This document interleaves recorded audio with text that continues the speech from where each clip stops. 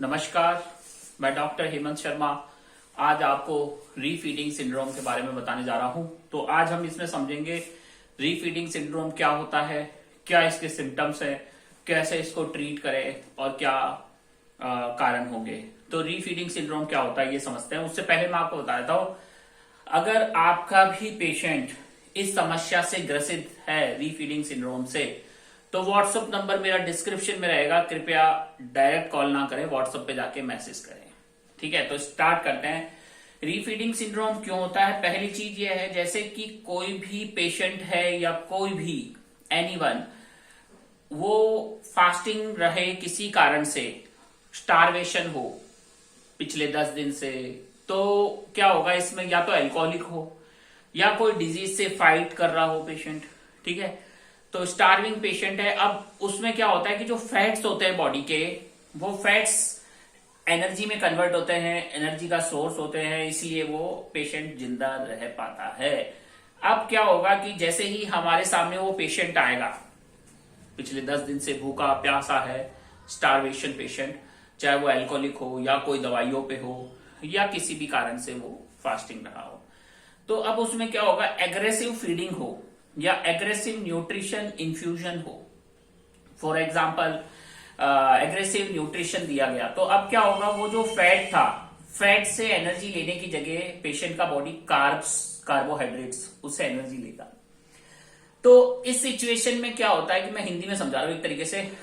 इस सिचुएशन में क्या होगा, जैसे ओवर फीडिंग हुआ, चाहे वो पेरेंट्रल हो या ओरल हो, तो कार्बोहाइड्रेट से फैट्स की जगह कार्बोहाइड्रेट प्लेस ले लेगा। तो यहां पे क्या होगा कि जो प्लाज्मा है हमारा ब्लड, उसमें जो न्यूट्रिशंस होते हैं, जो इलेक्ट्रोलाइट्स होते हैं, वो सेल की तरफ जाने लगेंगे, इनसाइड द सेल प्लाज्मा से। तो इनसाइड द सेल जाएंगे तो क्या होगा प्लाज्मा में, जब हम और इससे क्या होगा, इंसुलिन सिक्रीट होगा बॉडी में, इंसुलिन लेवल बूस्ट होगा, न्यूट्रिशन लेवल कम होगा, जैसे थायमीन, विटामिन B1 की डेफिशिएंसी होगी। ठीक है, तो विटामिन B1 की डेफिशिएंसी होगी तो क्या सिम्टम्स आएंगे, वेनिकेस एंसेफेलोपैथी, जो कि एक्यूट सिम्टम होते हैं। वेनिकेस मतलब अल्कोहलिक वेनिकेस भी होता है और इसमें भी होगा विटामिन B1 थायमीन डेफिशिएंसी से। वेनिकेस में ऑप्थेल्मोप्लेजिया, ठीक है, उसके अलावा कंफ्यूजन और अटाक्सिया। अब इसका मतलब कंफ्यूजन मतलब कंफ्यूज हो गया पेशेंट, अल्कोहलिक जैसे चलता है वैसे चलने की स्थिति रहेगी पेशेंट की, उसके अलावा कंफ्यूज रहेगा। उसके अलावा एक होता है कॉर्साकॉफ साइकोसिस, वो भी हो सकता है, तो उसमें एंटीरोग्रेड एंड रेट्रोग्रेड साइकोसिस हो सकता है। अमनेजिया होगा, एंटीरोग्रेड रेट्रोग्रेड अमनेजिया, साइकोसिस होगा, डिसओरिएंटेड रहेगा पेशेंट। तो ये क्या हो गया, कॉर्साकॉफ थायमीन डेफिशिएंसी की वजह से पेशेंट में ऐसे सिम्टम्स दिखेंगे आपको। उसके अलावा पेशेंट में मैंने बताया कि अब वो सेल्स में चले जाएंगे इलेक्ट्रोलाइट्स वगैरह, तो हाइपोकलीमिया होगा, पोटेशियम कम हो जाएगा बॉडी में, तो उससे क्या है, अरिथमिया के चांस बनेंगे।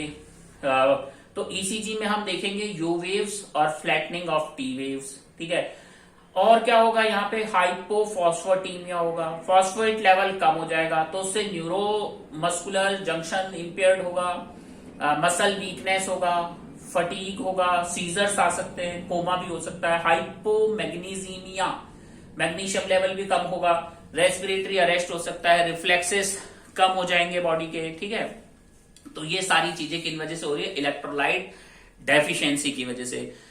कैल्शियम, टिटनी जैसा हाइपोकैल्सीमिया हो जाएगा, टिटेनी जैसे सिम्टम्स आएंगे। ठीक है, स्टिफनेस रहेगी।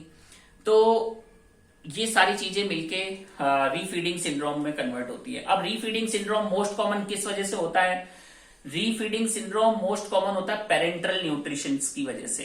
ठीक है, पहले तो सीवियर फास्टिंग रहा काफी लॉन्ग टर्म, फिर एग्रेसिव फीडिंग की वजह से ये डिस्टरबेंस हुआ। ठीक है, तो अब इसमें बात करते हैं कि कैसे पहचाने। तो पहचानने का तरीका है क्लिनिकल, जो मैंने बताया सिम्टम्स, भाई ईसीजी करा के देख लो, ईसीजी में दिखेगा।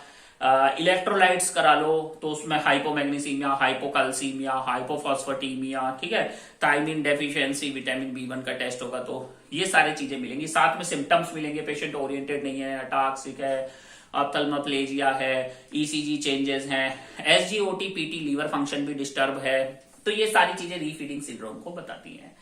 अब उसके बाद हम बात करते हैं कि रीफीडिंग सिंड्रोम को ट्रीट कैसे करें। तो देखो ट्रीटमेंट में वही है, विटामिन सप्लीमेंट्स दीजिए पेशेंट को, मैग्नीशियम करेक्ट करना है, फॉस्फेट करेक्ट करना है, कैल्शियम करेक्ट करना है, पोटेशियम करेक्ट करना है। तो जो चीजें डेफिशिएंट हैं वो चीजें हम इसमें करेक्ट करेंगे पेशेंट के।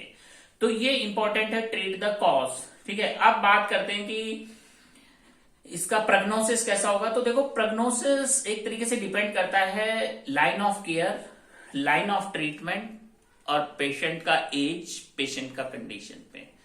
तो ये सारी चीजें हैं जो मैंने आपको बताई रीफीडिंग सिंड्रोम को हिंदी में अच्छे से समझने के लिए।